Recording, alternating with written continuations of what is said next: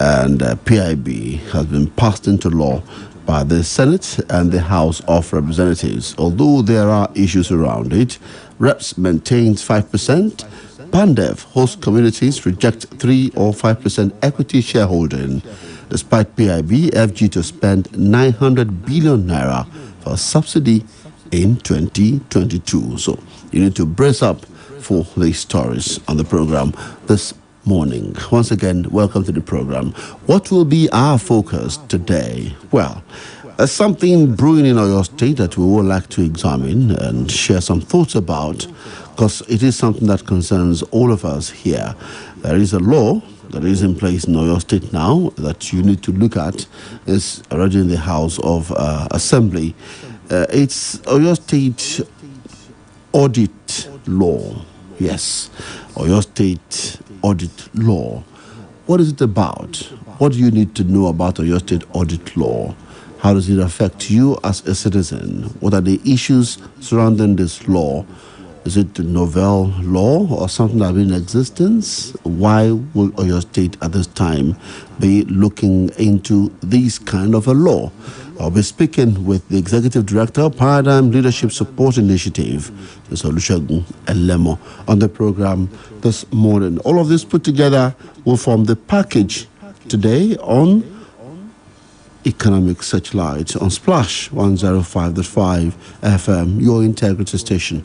However, before we hit that ground running, let me quickly drop this one. The Petroleum Industry Bill, PIB, has finally been passed by the Senate. Well, with the presidential assent to the bill, it is expected that the bill will promote transparency, good governance, and accountability in the oil and gas sector. The PIB is an omnibus law meant to regulate the entire industry and repeal all current existing oil and gas legislation. It is expected to provide a framework for the petroleum industry's fiscal governance and institutional aspects. The Guardian says, at long last, the Senate yesterday passed the much-awaited Petroleum Industry Bill, with 30% of profits accruing from oil and gas operations by the Nigerian National Petroleum Corporation (NPC) now to be set aside for exploration of oil in the frontier basins. All exploration of frontier basins shall fall under the purview of the Upstream Regulatory Commission. Similarly, 3% has been reserved for the development of host communities. However, the Senate reached these decisions amid uproar due to disagreement on the right percentage of oil revenue for host communities. And for those who have been watching this particular bill, the issue of the host communities and the equity for host communities, or the part that belongs to the host communities, has been a subject of controversy all along. The report of the Senate Joint Committee on Petroleum, which processed the bill, had proposed 5% for host communities, while stakeholders had the original bill proposed 10%. But when the Senate began clause-by-clause consideration of the bill, it was reduced to 3%.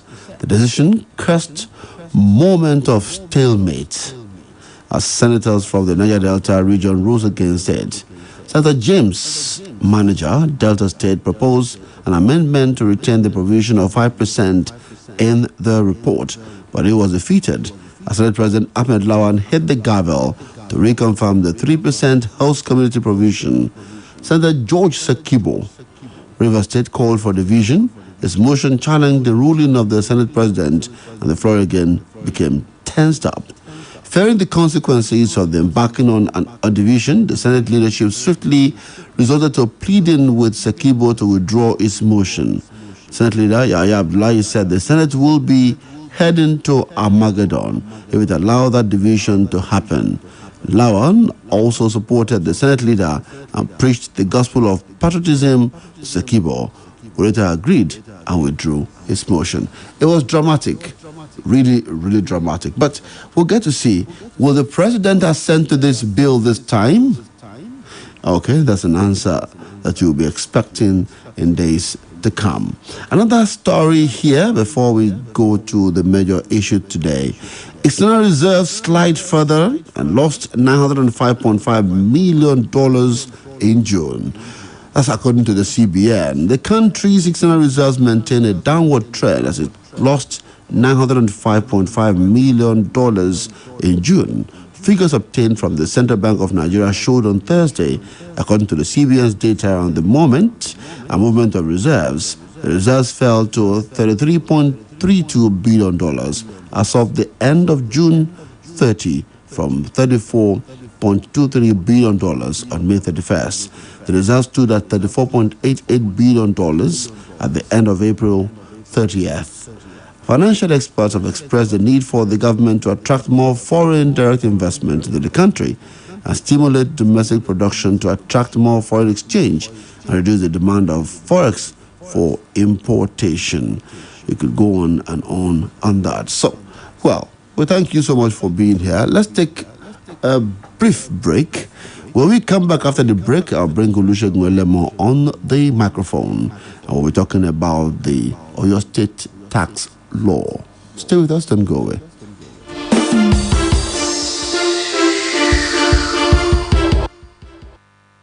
Big protein breakfast, àṣírí ibẹ̀ nìyẹn.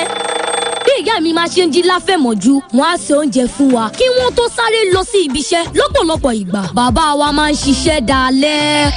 Wọ́n sì tún jí lówùúrọ̀ láti gbé mi lọ sí ilé ẹ̀kọ́. Kò wá sí bó ṣe lè di gádígádí tó. Kì í rí wọn láti máa bá mi ṣeré. Ìdí ìrètí wọn kì í kúrò nílé láì jẹ big protein breakfast. Bẹ̀rẹ̀ ọjọ́ rẹ pẹ̀lú oúnjẹ òwúrọ̀ tó kún fún big protein. Amárata kébé.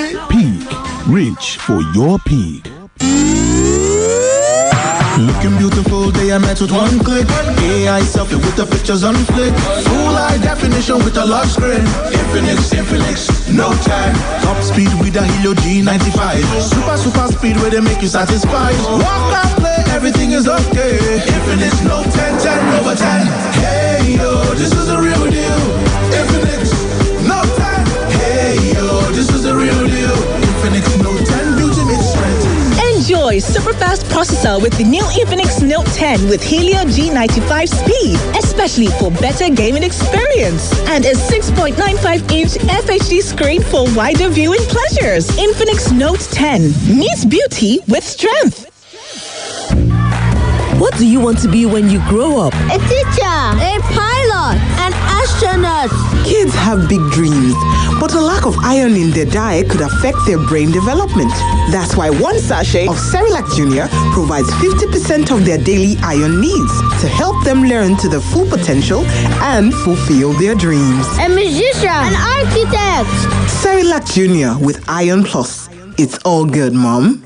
Fún ìlọsíwájú orílẹ̀-èdè ó pè fún àpérò àtìgbàdégbà láti dábọ̀ ọ̀nà àbáyọ torí bódò bá kọ̀wé tẹ́rù kọ òkè ó níbi tá a gbé sí ìdíre o ti alága àtolùdásílẹ̀ West Midlands Communications Limited Àgbáoyè Adébáyọ̀ Àkàndé MFR Abẹ́sẹ̀ Olúbàdàn Ìbàdàn àti gbogbo ògbìmọ̀ adarí fi ń pe gbogbo èèyàn síbi ìkẹrìnlá ìdánilẹ́kọ̀ọ́ lọ́dọọdún ìkànnì Splash 105.5 FM tó papọ̀ mọ́ àjọ̀dún oríkádún ọdún kejìlélọ́gọ́rin 82 years ti Àgbáoyè Adébáyọ̀ Àkàndé MFR Abẹ́sẹ̀ Olúbàdàn Ìbàdàn ọjọ́ kejì oṣù kejì ọdún ló máa wáyé o ní gbọ̀ngàn Trenchard Fásitì Ìbàdàn bẹ̀rẹ̀ láago 11 àárọ̀ gẹ́ẹ́rẹ́ àkòrí ní wíwà lárere Nàìjíríà ọ̀jọ̀gbọ́n Olútáyọ̀ sí Adésínà olórí ẹ̀ka ètò ẹ̀kọ́ ìtàn Fásitì Ìbàdàn lólùdánilẹ́kọ̀ọ́ olóyè Kọ́lá Karim Àgbáoyè ilẹ̀ Ìbàdàn sì lálága ọjọ́ náà bójúbá wa kojú àláòtọ̀ ẹ wá kájọ sàsọyépọ̀ fún àmúṣe àlárere Nàìjíríà gbogbo yín la pé ó.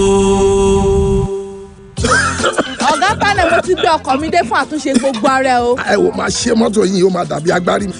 Irúkọ yóò dára rárá o. Kí ló ń ṣe nípa ẹ̀? Ọgbọ́n fẹ́ lọ sílé ìwòsàn ni kí wọ́n má bàa sọ fún ọ wípé wọ́n ní àìsàn COVID-19. Rárá o, ikọ́ ń ṣe àfihàn fún oríṣiríṣi àìsàn ni. Ikọ́ fi pàápàá wà lára wọn. Tó bá lọ sí àyẹ̀wò nìkan ló lè mọ irú ikọ́ tó jẹ́ pàtó. Ẹ wò mo ti wúkọ́ ìbáyọ̀ ti kọjá ọ̀sẹ̀ méjì ṣùgbọ́n tí n bá lọ sílé ìwòsàn sí i. Kò sí bẹ̀rù kankan panel. Wọ́n ti ṣe àyẹ̀wò tá à ń wí yìí rí. Ó ní láti kọ́kọ́ ṣe àyẹ̀wò láti lè mọ ìtọ́jú tó tọ́nà fún irú ikọ́ tó ní. Ọ̀gá ẹ lọ ṣàyẹ̀wò kẹ́ lè mọ̀ dájú o. Nítorí ẹni tí kò bá lọ kó lè mọ̀. Ẹ yẹ ikọ́ yẹn wò fún ikọ́ ife. Ẹgbẹ́ àmọ́ ohun tí ń ṣe. Tí o bá ní ikọ́ tó ti lo ọ̀sẹ̀ méjì láìkásẹ̀ nílẹ̀, ó lè jẹ́ ikọ́ ife o. Ọ̀fẹ́ láyẹ̀wò àti ìtọ́jú ikọ́ ife. Fún àlàyé ibi tí o ti lè ṣe àyẹ̀wò ikọ́ ife, pè nọ́mbà kan sí orílẹ̀ fún ìtọ́jú ikọ́ ife ní 3340. Ìkéde ìwọ́lá tọ̀dọ̀ ilé-iṣẹ́ ìjọba àpapọ̀ tó ń mójútó ètò ìlera pẹ̀lú àtìlẹ́yìn àwọn ará ìlú Amẹ́ríkà. Ṣolówó nínú àkáǹtì rẹ̀, ṣó fẹ́ gba díẹ̀ nínú rẹ̀. Ṣàlọ́ṣe cardless withdrawal. Ọ̀dọ̀ àwọn Momo agents. Ọ̀dà àǹtí káàdì rẹ̀ dà. Mo ti gbàgbé rẹ̀ sílé. Gbowó rẹ̀ láì ní káàdì lọ́wọ́. Ọ̀dọ̀ àwọn Momo agents. Ìgbàkúgbà tó bá nílò owó. Ṣùgbọ́n káàdì rẹ̀ ò sí nítòsí.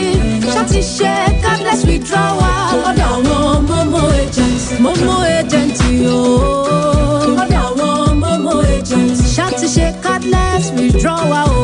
Ọ̀dọ̀ àwọn Momo agents. Ní báyìí, o lè gbowó lọ́wọ́ èyíkéyìí aṣojú Momo tó súnmọ́ jùlọ. Kódà tí káàdì gbowó ò bá sí lọ́wọ́ ẹ, ṣáà ti tẹ *223# láti wá Momo agent tó súnmọ́ jùlọ. Momo agent kò léwu, ó yá gan, kò sì ní wàhálà.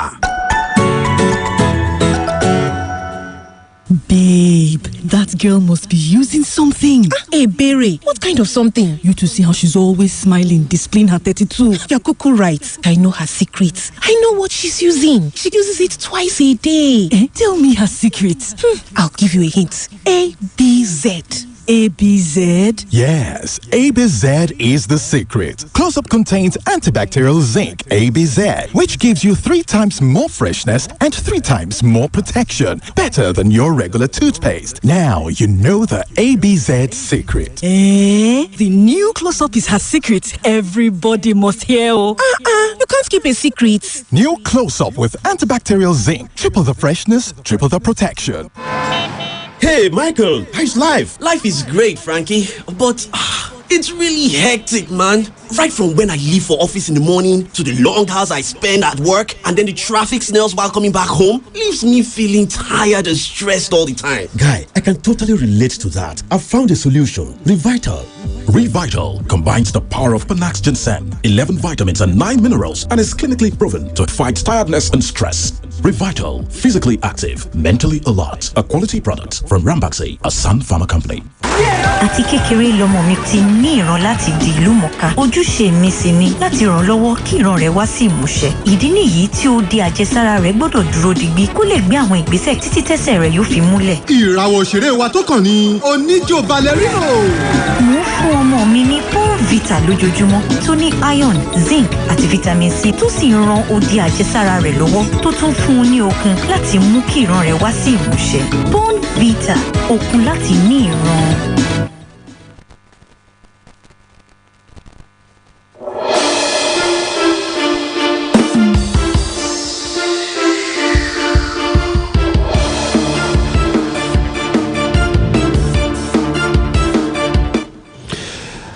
All right, thank you for being there. It's 16 minutes gone past 11 right here on Splash 105.5 FM, your integrity station. So, let's take a look at this issue of the audit law in Oyo State. I'll kick off from this part so that we can build up an understanding of this law. The Oyo State House of Assembly on Wednesday passed the Oyo State Audit Bill 2021 into law. The bill is expected to see the establishment of the Oyo State Audit Commission. It will also make provision for the appointment, condition of service, functions, and powers of the Auditor General of the state and local government. The passage of the bill was sequel to the presentation of the report of the House Committee on Public Account, Finance, and Appropriation by Chairman Akim Mustafa from Kajola. The Speaker of Oyo State House of Assembly, Adebo Ogudoyi, who led the House through the consideration of the bill, said the bill will ensure accountability and transparency in governance and the handling of public resources. That's why it was expeditiously passed by the House. It will further see to the checks and balances of the spendings of government. I have Mr. Olusegun Elemo, Executive Director, Paradigm Leadership Support Initiative, in the studio with me, and we will look at this bill together. Mr. Elemo, welcome to the program. Yeah, thank you for having me. How are you today? I'm doing fine. It's good to have you here. Yeah, thank you. Great. All right, so 2 words, accountability and transparency, the fulcrum upon which this law is standing. But let's track back. if we're looking at transparency, accountability, and governance spending in your state, for instance, by establishing an audit law, one will sanely ask, how have we been doing this before now? Is it that government have been spending money without auditing it before this time? Okay, thank you very much. Yes, there are a couple of things you put together in that question. Transparency, accountability. I think it's important to quickly explain the transition between transparency and accountability. Of course, I mean, simply put, transparency is just opening the books. I mean, in a layman language, open the books, let's know what's happening, how much have you spent, how did you spend it, and all that. But in transiting to accountability is a journey where you now have some accountability mechanisms play out. And then those mechanisms will then check whether those monies that have been expended by government have been expended in line with statutory provisions. Because it's not just enough for government to spend. They must spend, even when it is important for them to spend, like, for instance, in the case of emergency, COVID-19, they must still spend, having regard to certain financial regulations, extant laws, circulars, audit provisions, and things like that. And it is after those provisions have been checked and it is agreed that those expenditures conform to those provisions, then you can say that this, we have achieved accountability. But in many cases, those expenditure do not conform or do not, align with relevant, statutory provisions and procedures. Exactly. And in answering the question that you asked, that how has Oyo State been doing it, I think it's also important to state that subnational audit or subnational, we have crisis with regards to subnational accountability, and it's not just Oyo State. I think it's across, the federation. While we've had some engagement at the federal with regards to the role of the Auditor General, not much has happened at the subnational. Yes, we have in Nigeria, we have I think we have a total of 73 Auditors General. So we have 36 Auditor General for states and another 36. I know we have a number for local governments. 774 local governments. No, not each for each local government. So how? It is one Auditor General that oversees all the local governments. That would be 36. Exactly. Why is that situation? Well, I think it's the provision of the Constitution. So we have about 73 auditors. And then we have at the center as well, we have the Auditor General for the Federation. While there's been engagement at the center with regards to how public expenditure is done and what the Auditor General for the Federation is doing, not much has happened at the lower end of government, which is the state and local government.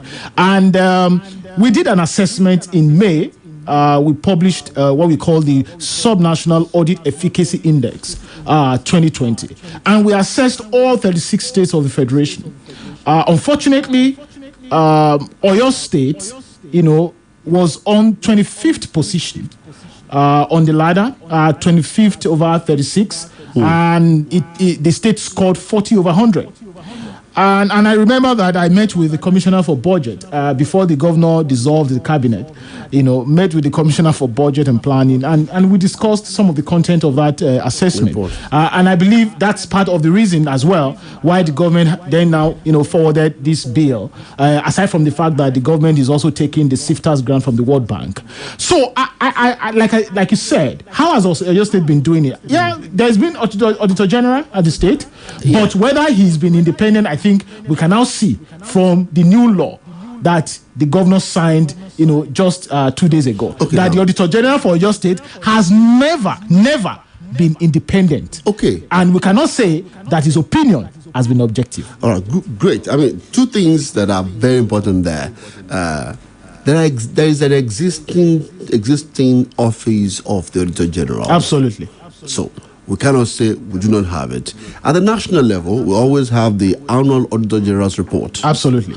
And it's accessible. I'm sure you have worked on some of this some years. Certainly. I've also listened to you on radio about it. Now, but in the state level, you have said that before now, we cannot say that the report or the opinion of the Auditor General are not independent, as it were. Yeah.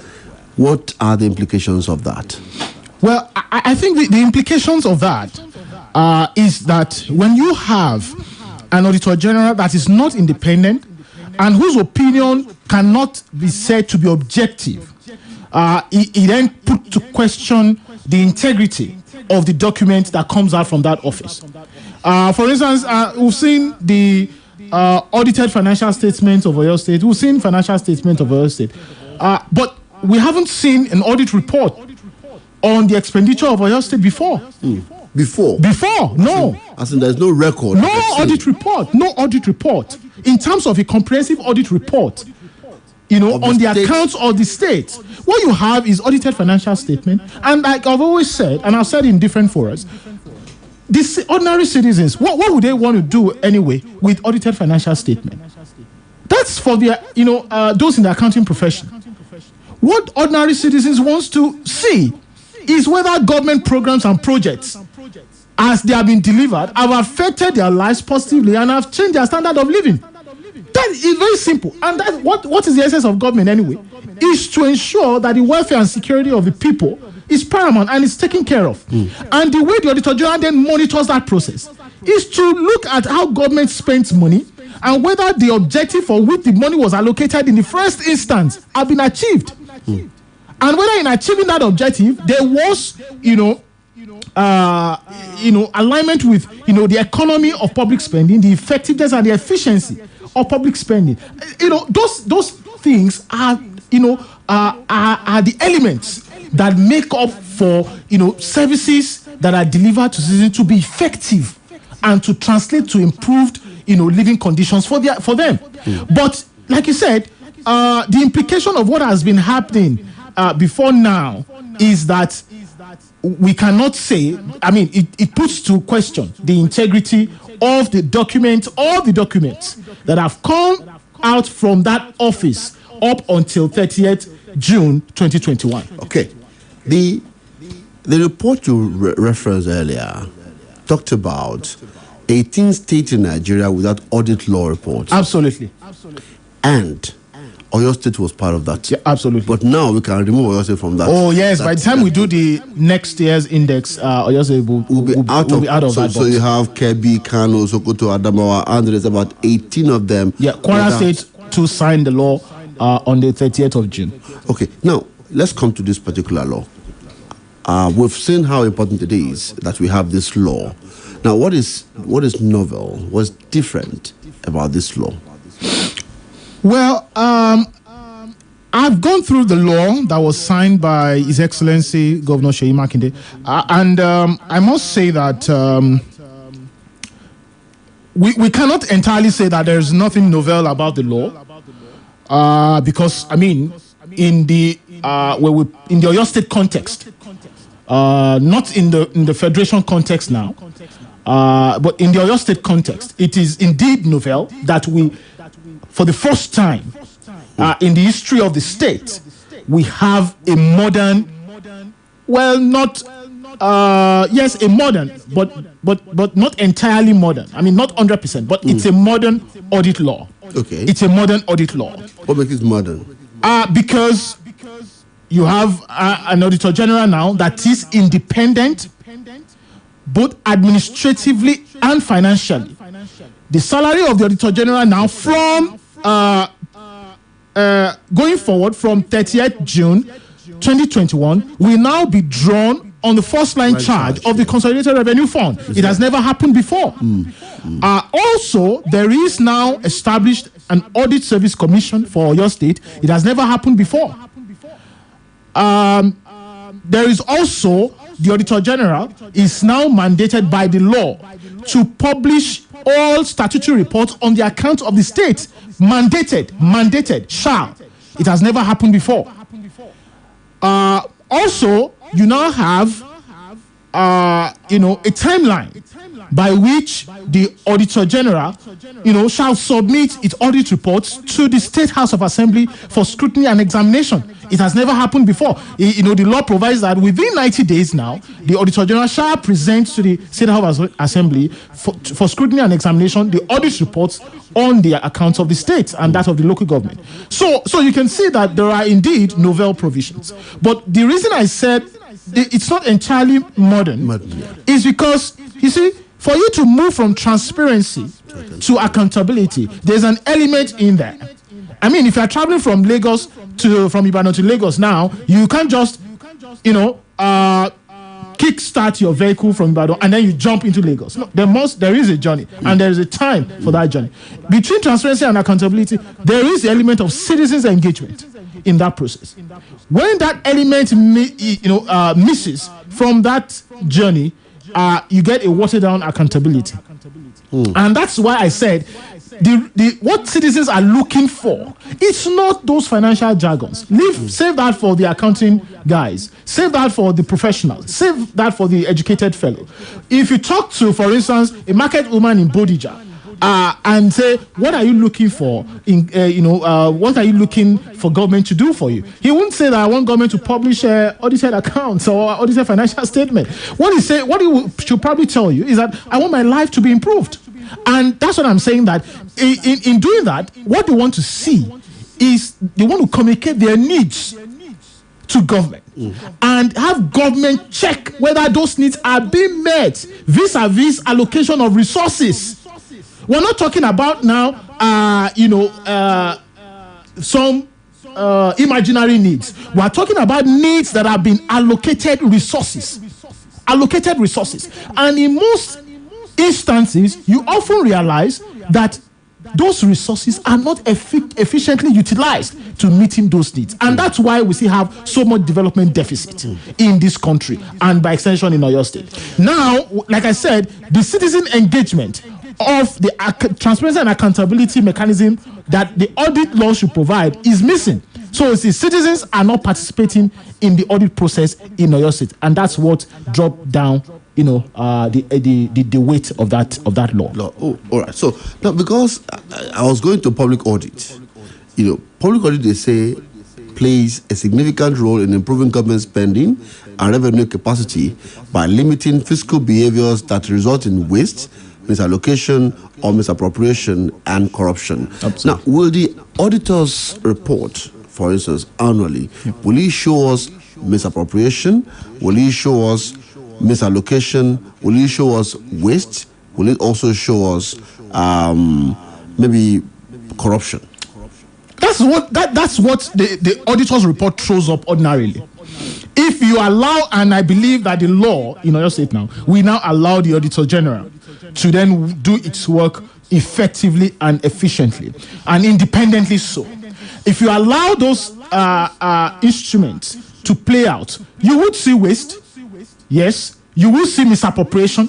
You will see misallocation of resources, and you will see elements of corruption.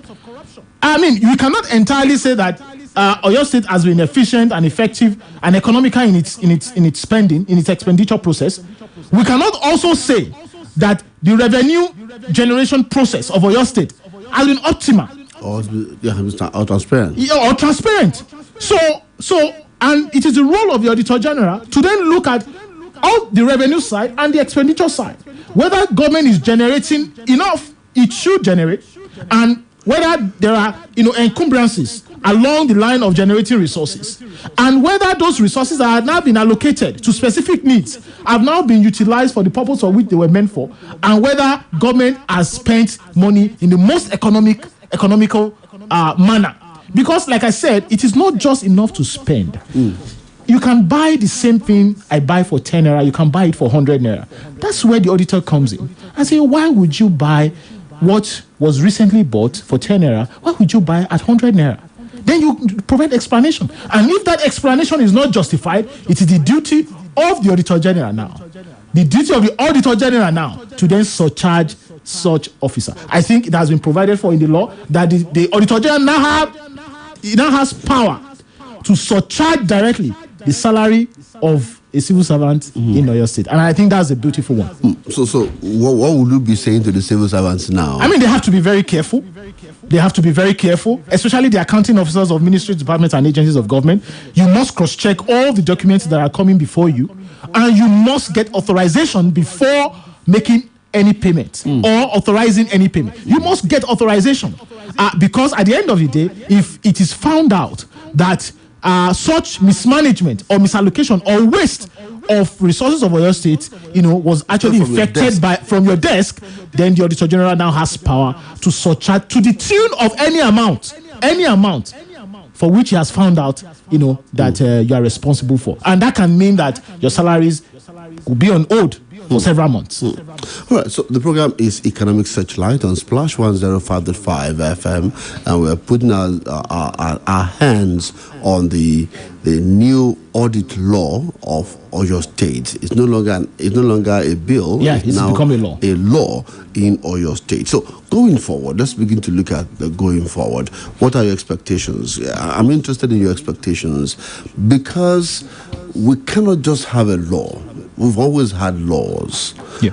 We've always had laws. I'm looking at the independence in terms of expectation. Let's start from independence. I'm looking at the independence of the Auditors General in Oyo State.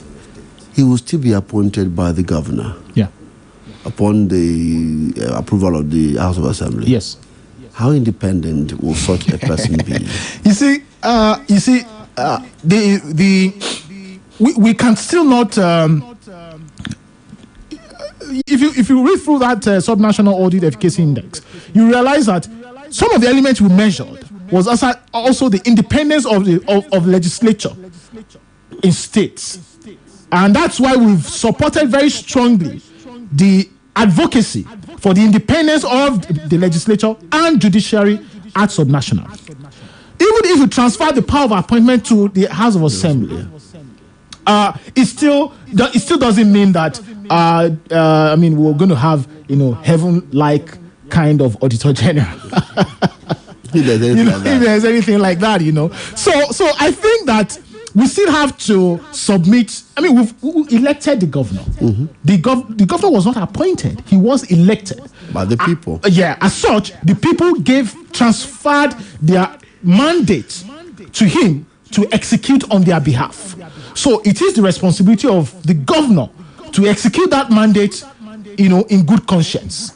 And we believe, having elected the governor, we believe that the governor, and by the oath of office is sworn to uphold, we believe that the governor will uphold that mandate and execute it in good conscience. So we do not believe that he will interfere with the activities and functions of the Auditor General. But even then, if he does interfere, I think it's also the duty of the State House of Assembly to call the governor to order. If they are independent. If they are independent, and now at least the Governors Forum are looking at that, the implementation of the independence of Parliament and judiciary. So I believe that our democracy is still work in progress. There's still so much work to be done, but we've moved from where we used to be. All right. The program is Economic Searchlight on Splash 105.5, and Mr. Olusegun Elemo, Executive Director, Paradigm Leadership Support Initiative, is with us on the program this morning. He's been alluding to that a report made by the organization, and what you found in that report says that Nigeria has 18 states in which they do not have anything that looks at an audit law. But your state is moving away from such a very bad list of states, as it were, where the laws are not available for auditing. One would have thought that part of the performance of a budget in a year will also be reflecting in the report of the auditor to show how resources were allocated, to also show us whether these processes run through the procedures as they're laid down by the law of the state. So let's look at how the Auditors General will work in tandem with the State House of Assembly. Okay, so the responsibility that the Auditor General, has to the House of Assembly is to, of course, within 90 days of receipt of the Accountant General's financial statements on the account of the state, the Auditor General shall produce an audit report and submit to the State House of Assembly within 90 days. Whether that time is enough for the Auditor General to quickly look at the work that the Accountant General did, and whether there will be sufficient funding for that office to execute its mandate effectively. Because it's not just to say that the Auditor General has 90 days and then immediately he gets the financial statement from the Accountant General, he must produce an audit report for the State House of Assembly. How much funding have you made available to that office to enable it to function effectively? Because that is a problem we have had at the center, at the federal level, where there was a deliberate, you could see deliberate attempt to cripple the office of the Auditor General. We hope that will not happen. And we've also seen that in the law, the Auditor General will drop budgets based on audit plan and submit to the House of Assembly for approval, which shall now be drawn from first line of the Consolidated Revenue Fund. But what responsibility the Auditor General has is to present that report to the State House Assembly, and then the State House of Assembly will now examine that report and scrutinize it and call whoever has been mentioned in that report, to come and answer to the queries that have been raised. But like I said again, this law is not all modern. I mentioned the element of citizen participation in the audit process earlier. There is also another element that is missing in that law, and that's why we were waiting for a public hearing on the bill. But it never happened. It never happened. And see. And that's a downside. It is a downside. I wonder what, and that's why I'm saying that those who hold power must hold power in good conscience. If the Constitution says that, or the House rules, maybe not the Constitution, but if the House rule says that, for a bill to be passed, it must go through the first reading, the second reading, and possibly a public hearing, and then a third and final reading, and then it is passed. What could be responsible for for them not putting this in the public? No, we have to hold the Speaker of House of Assembly responsible for that. He has a duty. He knows the rules of the House. He has a duty to follow the rules. You cannot pass such weighty law. This law, as you know, is a very weighty law. You cannot pass such weighty law without taking the input of stakeholders and professionals and civil society and capture it. If they had done a public hearing, perhaps this professional civil society and the private sector would have made inputs and possibly would have drawn the attention of the honorable members to key areas that needed to be attended to. One of which is that you cannot give an open-ended window for the State House of Assembly Public Accounts Committee to review and examine audit reports. There must be a timeline. There must be a timeline. Where there is no timeline, people just take, that window of opportunity, they take it for granted. And that's what we have seen at the center as well. That's what has been playing out. That there is no timeline, within which the Public Accounts Committee must review and examine audit report. Perhaps maybe a 60-day window, maybe a 90-day or a 120-day if they want, much time. But there must be a timeline so that they are also bound, by, the provisions of the law. And then they can then quickly do that work and, make their recommendations and ensure that those ministries, departments, and agencies execute or implement those recommendations that have been. All right, so I'd like you to draw some gray areas. You've mentioned about 2 gray areas already. Are there more gray areas in your reading of this law? Well, we have reviewed it. Those areas which we feel are very, are missing are the citizen participation element, and then the timeline for the Public Accounts Committee, to review.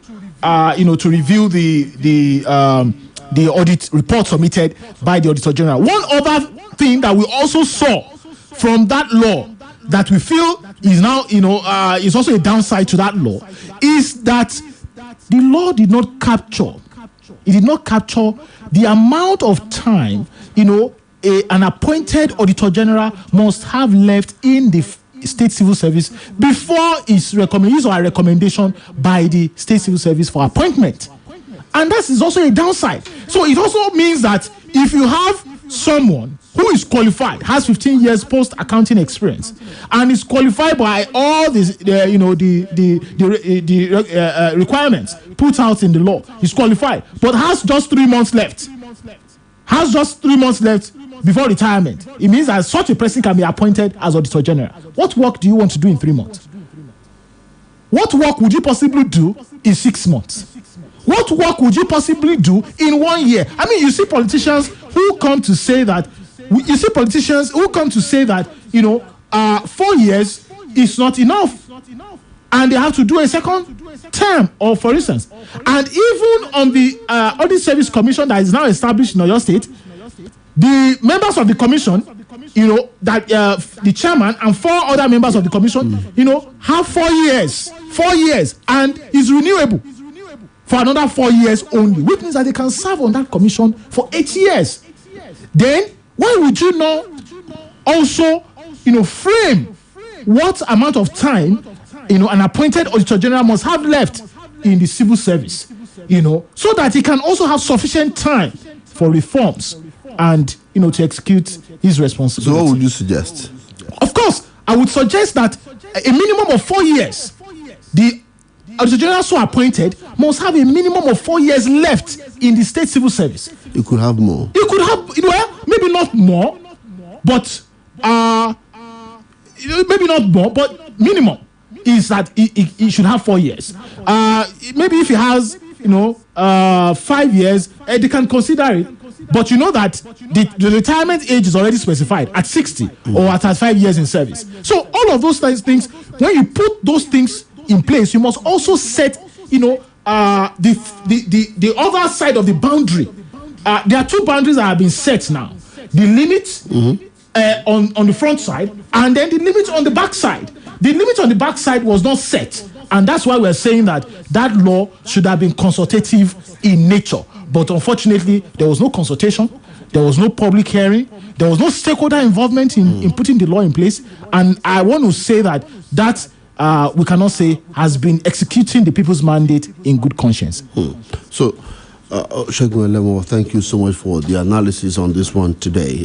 Finally, my final question on this one. Do you expect, your expectations now, we expect that this law will give us a better, transparent and accountable public finance in your state going forward? Well, going by the provisions of the law, I do not expect that we will remain where we used to be. I expect that things will improve in terms of transparency. I expect that things will improve in terms of accountability.